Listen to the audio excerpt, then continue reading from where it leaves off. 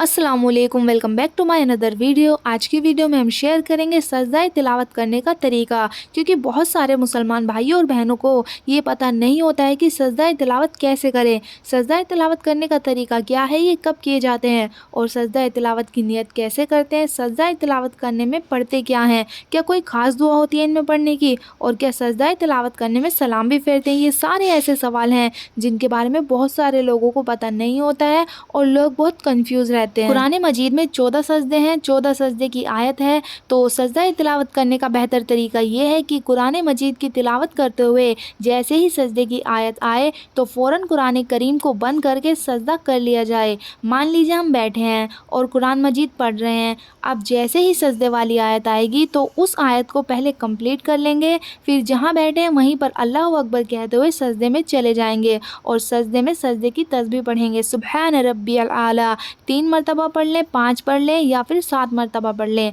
उसके बाद अल्लाह अकबर कहकर जैसे बैठे हुए थे वैसे ही बैठ जाएं और कुरान मजीद की तिलावत को आगे जारी रखें। ये सबसे बेस्ट तरीका है और सबसे आसान तरीका है कि हैंड टू हैंड सजदा करते हुए आगे बढ़ें। और दूसरा तरीका ये है, मान लो आपने पूरा कुरान मुकम्मल कर लिया और एक भी सजदा नहीं किया तो आप पर 14 सजदे वाजिब हो गए। अब आपको पूरे कुरान के 14 सजदे एक साथ करने हैं और जिस तरह से कुरान मजीद पढ़ते वक्त वज़ू का होना ज़रूरी है, नमाज़ पढ़ते वक्त वज़ू का होना ज़रूरी है, उसी तरह सजदा तिलावत को अदा करने के लिए भी वज़ू का होना ज़रूरी है।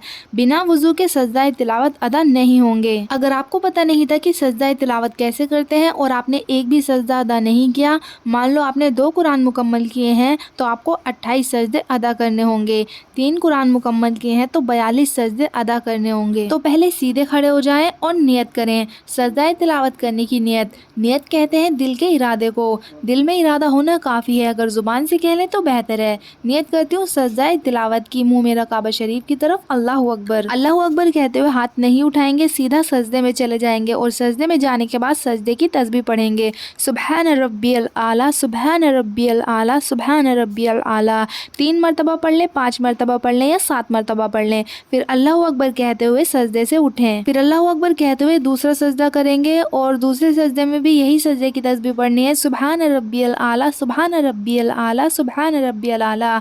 और इसी तरह 14 सजदे कंप्लीट करने हैं।